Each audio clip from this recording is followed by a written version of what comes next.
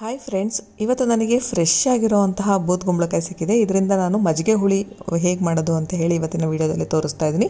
ತುಂಬ ರುಚಿಯಾಗೂ ಇರುತ್ತೆ. ಈ ಚಳಿಗಂತೂ ಒಳ್ಳೆಯ ಟೇಸ್ಟ್ ಕೊಡುತ್ತೆ ಊಟಕ್ಕೆ ಅಂತಲೇ ಹೇಳ್ಬೋದು. ಮತ್ತು ಇದ್ರ ಸಿಪ್ಪೆಯಿಂದ ಕೂಡ ಚಟ್ನಿ ಮಾಡ್ಬೋದು, ಇದ್ರ ತಿರುಳಿಂದ ತಂಬಳಿ ಮಾಡ್ಕೊಳ್ಬೋದು. ಆ ವಿಡಿಯೋನ ಆಲ್ರೆಡಿ ಅಪ್ಲೋಡ್ ಮಾಡಿದ್ದೀನಿ. ಇವತ್ತಿನ ವಿಡಿಯೋದಲ್ಲಿ ಮಜ್ಜಿಗೆ ಹುಳಿ ಮಾಡೋದು ಹೇಗೆ, ಅದನ್ನು ರುಚಿಯಾಗಿ ಹೇಗೆ ಮಾಡೋದು ಅಂತ ಹೇಳಿ ತೋರಿಸ್ತಾ ಇದ್ದೀನಿ. ಇನ್ನು ಬೂದ್ಗುಂಬಳಕಾಯಲ್ಲಿ ಫೈಬರ್ ಅಂಶ ಜಾಸ್ತಿ ಇರೋದ್ರಿಂದ ವೆಯ್ಟ್ ಲಾಸ್ ಮಾಡೋದಕ್ಕೆ ತುಂಬ ಹೆಲ್ಪ್ ಮಾಡುತ್ತೆ. ಇದರಲ್ಲಿ ನೀರಿನ ಕಂಟೆಂಟ್ ಕೂಡ ಅಷ್ಟೇ ಜಾಸ್ತಿ ಇರುತ್ತೆ.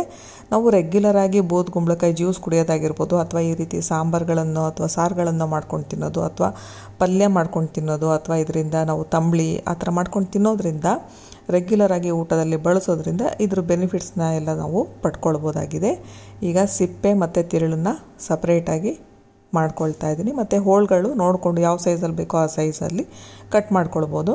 ಈ ತಿರುಳನ್ನೆಲ್ಲ ಒಂದು ಬೌಲಲ್ಲಿ ಹಾಕಿ ತೆಗೆದಿಟ್ಕೊಳ್ತಾ ಇದ್ದೀನಿ. ಇದನ್ನು ನೆಕ್ಸ್ಟ್ ಡೇ ನಾನು ತಂಬಳಿ ಮಾಡೋದಕ್ಕೆ ಯೂಸ್ ಮಾಡ್ತಾ ಇದ್ದೀನಿ.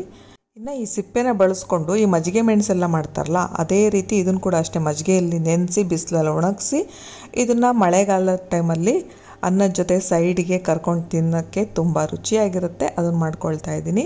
ಆಲ್ರೆಡಿ ಈ ವಿಡಿಯೋಗಳನ್ನೆಲ್ಲ ನಾನು ಅಪ್ಲೋಡ್ ಮಾಡಿದ್ದೀನಿ, ನೀವು ಅದನ್ನು ನೋಡಿ. ಡಿಸ್ಕ್ರಿಪ್ಷನಲ್ಲಿ ಲಿಂಕ್ ಹಾಕಿರ್ತೀನಿ.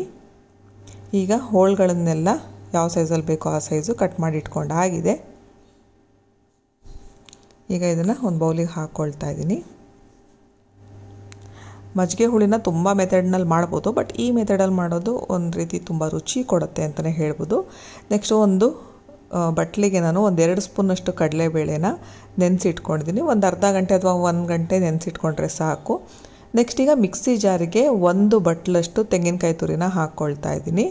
ಅಂದರೆ ಅರ್ಧ ಹೋಳಿಗೆ ತೆಂಗಿನಕಾಯಿ ಇರುತ್ತಲ್ಲ, ಅದನ್ನು ತುರಿದುಬಿಟ್ಟು ಹಾಕ್ಕೊಳ್ತಾ ಇದ್ದೀನಿ. ನೆಕ್ಸ್ಟು ನೆನೆಸಿಟ್ಕೊಂಡಿರೋವಂತಹ ಕಡಲೆಬೇಳೆ, ಹಸಿಮೆಣಸು ಮತ್ತು ಶುಂಠಿ, ಅರಿಶಿಣ ಹಾಕ್ಕೊಳ್ತಾ ಇದ್ದೀನಿ. 1 ಸ್ಪೂನ್ನಷ್ಟು ಧನಿಯಾ ಹಾಕ್ಕೊಂಡ್ರೆ 1/4 ಸ್ಪೂನ್ನಷ್ಟು ಜೀರಿಗೆ, ಅರ್ಧ ಸ್ಪೂನ್ನಷ್ಟು ಕಾಳು ಮೆಣಸು ಹಾಕ್ಕೊಂಡಿದ್ದೀನಿ.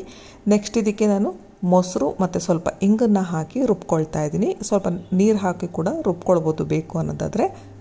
ನೆಕ್ಸ್ಟು ಈಗ ಹೆಚ್ಚಿಟ್ಕೊಂಡಿರೋವಂತಹ ಬೂದ್ಗುಂಬಳಕಾಯಿನ ಒಂದು ಪಾತ್ರೆಗೆ ಹಾಕಿ ಅದನ್ನು ಬೇಯಿಸ್ಕೊಳ್ಬೇಕು. ಫಸ್ಟು ಬೇಯಿಸ್ಕೊಳ್ಳೋದಕ್ಕೆ ನಾವು ಇದಕ್ಕೆ ಉಪ್ಪು, ಒಂದು ಹಸಿಮೆಣಸಿನ್ಕಾಯಿನ ಕಟ್ ಮಾಡಿಬಿಟ್ಟು ಹಾಕ್ಕೊಳ್ಬೇಕಾಗತ್ತೆ. ನಂತರ ಇದನ್ನು ಬೇಯಿಸ್ಕೊಳ್ಬೇಕು. ಹೋಳುಗಳಿಗೆ ಉಪ್ಪು ಹಿಡಿಬೇಕು, ಜೊತೆಗೆ ಸ್ವಲ್ಪ ಖಾರ ಕೂಡ ಹಿಡಿಬೇಕಲ್ವ. ಹಾಗಾಗಿ ಉಪ್ಪು ಮತ್ತು ಹಸಿಮೆಣಸಿನ್ಕಾಯಿನ ಹಾಕ್ಕೊಂಡು ಬೇಯಿಸ್ಕೊಳ್ಬೇಕು. ಇದು ಚೆನ್ನಾಗಿ ಬೆಂದ ಮೇಲೆ ನೋಡ್ಕೊಳ್ಬೇಕು, ಚೆಕ್ ಮಾಡಬೇಕು ಚೆನ್ನಾಗಿ ಬೆಂದಿದೆಯೋ ಇಲ್ವೋ ಅಂತ ಹೇಳಿ.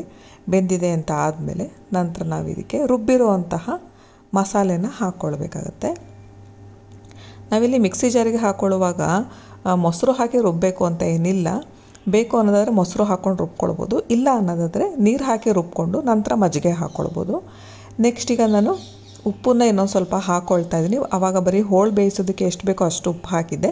ನಂತರ ಇನ್ನೊಂದು ಸ್ವಲ್ಪ ಉಪ್ಪು ಮತ್ತು ನೀರನ್ನ ನೋಡಿಕೊಂಡು ಹಾಕ್ಕೊಳ್ಬೇಕು. ನಂತರ ಇಲ್ಲಿ 1-2 ಲೋಟದಷ್ಟು ಮಜ್ಜಿಗೆ ಹಾಕ್ಕೊಳ್ತಾ ಇದ್ದೀನಿ. ಹುಳಿ ಮಜ್ಜಿಗೆ ಹಾಕ್ಕೊಳ್ತಾ ಇದ್ದೀನಿ. ಅಂದರೆ ನಾನು ಇವತ್ತಿನ ದಿವಸದ ಮಜ್ಜಿಗೆ ಬಳಸ್ತಾ ಇಲ್ಲ, ಹಿಂದಿನ ದಿವಸದ್ದು ಮಜ್ಜಿಗೆ ಏನು ಉಳಿದಿರುತ್ತಲ್ಲ ಅದನ್ನು ನಾನು ಬಳಸ್ಕೊಳ್ತಾ ಇದ್ದೀನಿ. ಚೆನ್ನಾಗಾಗುತ್ತೆ. ಇನ್ನು ಆ ಸೈಡ್ ನಾನು ಒಗ್ಗರಣೆಗೆ ಇಟ್ಕೊಂಡಿದ್ದೀನಿ. ಒಗ್ಗರಣೆಗೆ ನಾನು ಅಲ್ಲಿ ಸ್ವಲ್ಪ ಎಣ್ಣೆ ಹಾಕ್ಕೊಂಡಿದ್ದೀನಿ. ಸಾಸಿವೆ, ಜೀರಿಗೆ ಮತ್ತು ಕರಿಬೇವನ್ನ ಹಾಕ್ಕೊಳ್ತಾ ಇದ್ದೀನಿ. ಒಣಮೆಣಸಿನ್ಕಾಯಿನ ಕಟ್ ಮಾಡಿ ಹಾಕ್ಕೊಂಡಿದ್ದೀನಿ. ಈಗ ಒಗ್ಗರಣೆ ಚಟಪಟ ಅನ್ನುವಾಗ ಈಗ ಈ ಕುದೀತಾ ಇರುವಂತಹ ಮಜ್ಜಿಗೆ ಹುಳಿಗೆ ಹಾಕ್ಕೋಬೇಕಾಗತ್ತೆ. ಚೆನ್ನಾಗಿ ಕುದಿ ಬಂದಿರಬೇಕು, ಆವಾಗ ಒಗ್ಗರಣೆ ಹಾಕಿ ಮಿಕ್ಸ್ ಮಾಡ್ಕೊಳ್ಬೇಕು. ಇದನ್ನು 1 ಕುದಿ ಕುದಿಸ್ಕೊಂಡ್ರೆ ಸಾಕು, ಜಾಸ್ತಿ ಕುದಿಸ್ಬೇಕು ಅಂತ ಇಲ್ಲ. 1 ಕುದಿ ಬಂದಮೇಲೆ ಮಜ್ಜಿಗೆ ಹುಳಿ ರೆಡಿ ಆಗುತ್ತೆ. ಇದನ್ನು ಮುದ್ದೆ ಜೊತೆ, ಅನ್ನ ಜೊತೆ ಸರ್ವ್ ಮಾಡ್ಬೋದು. ಜೊತೆಗೆ ಮಜ್ಜಿಗೆ ಮೆಣಸು, ಸೆಂಡಿಗೆ ಹಪ್ಪಳ ಇದ್ದರೆ ಇನ್ನೂ ಊಟ ರುಚಿ ಜಾಸ್ತಿ ಆಗುತ್ತೆ.